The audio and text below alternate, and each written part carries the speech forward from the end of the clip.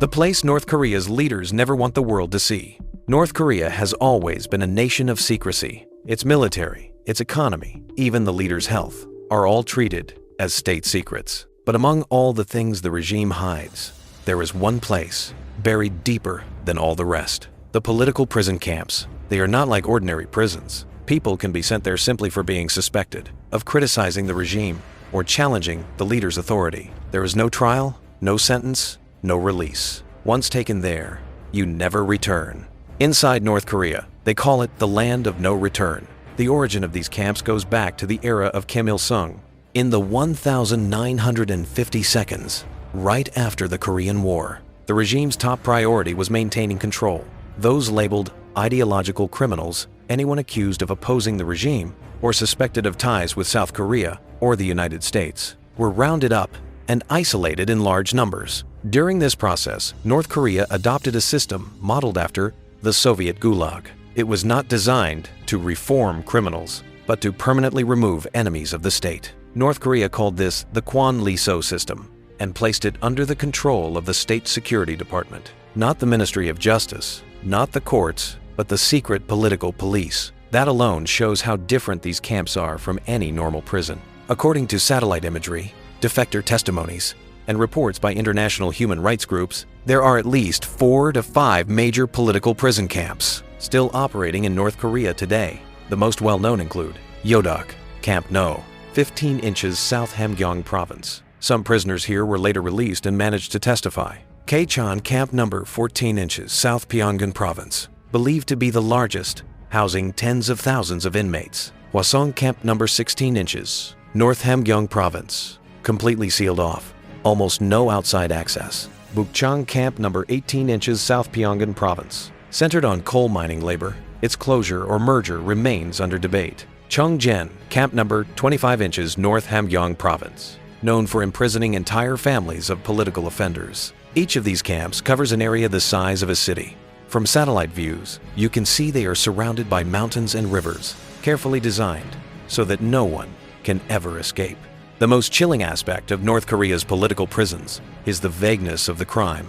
There is no legal trial, no official ruling. You can be taken away simply for listening to a foreign broadcast, for criticizing the system, or because a relative defected to South Korea. Worse still, the Yeonjowaj, the guilt by association rule, applies. If one person is accused of treason, their entire family, for 3 generations, can be sent to the camps. In North Korea, entire bloodlines simply vanish. According to defectors and international human rights groups, life in these camps is a daily fight for survival. Forced labor over 12 hours a day, in mines, forests, or fields. Food, little more than corn porridge or salted water, with malnutrition and hunger constant companions. Violence and torture beatings and brutal punishment by the camp guards. Re-education, even children are forced into indoctrination, praising the supreme leader from dawn to dusk.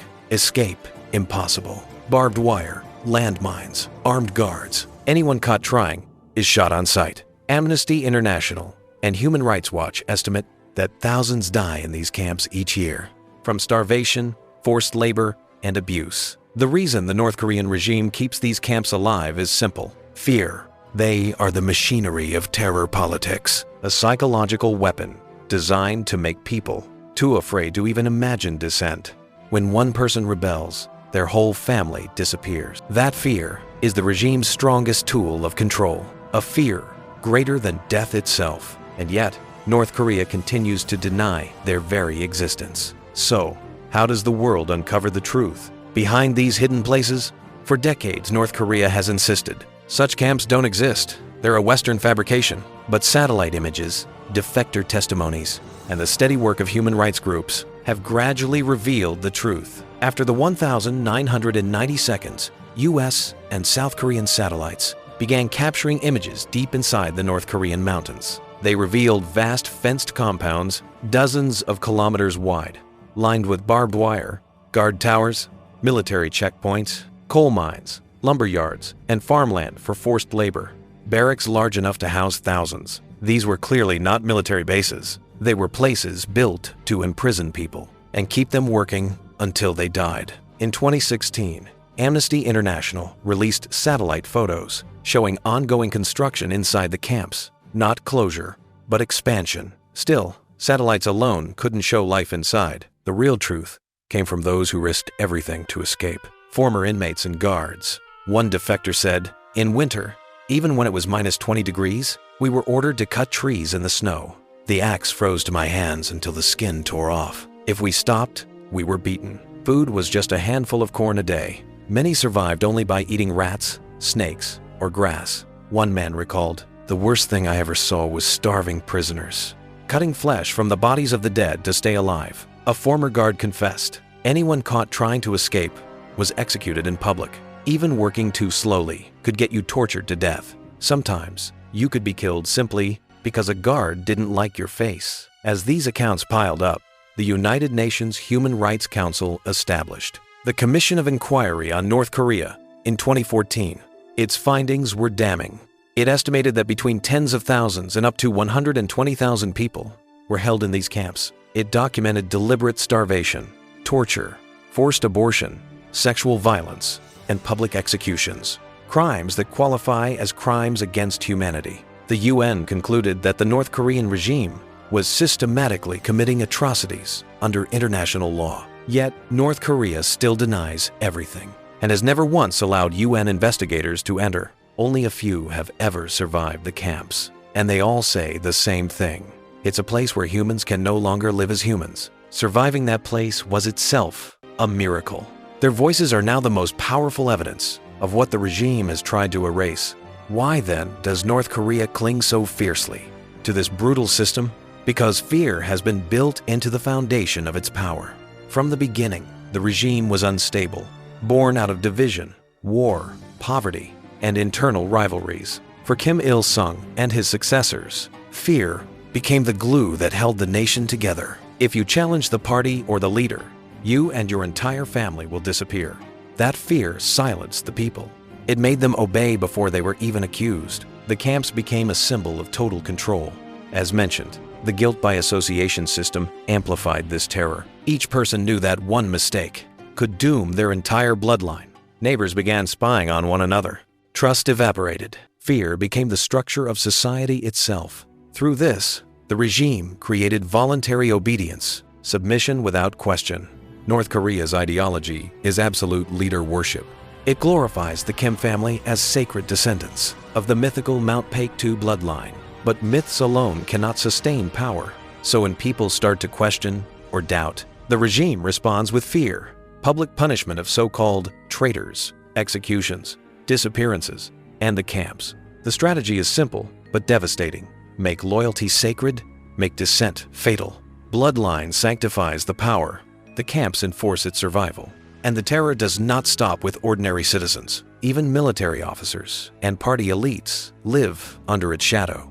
When high-ranking officials are purged and sent to the camps, the message is clear. Disloyalty destroys not just you, but your entire family.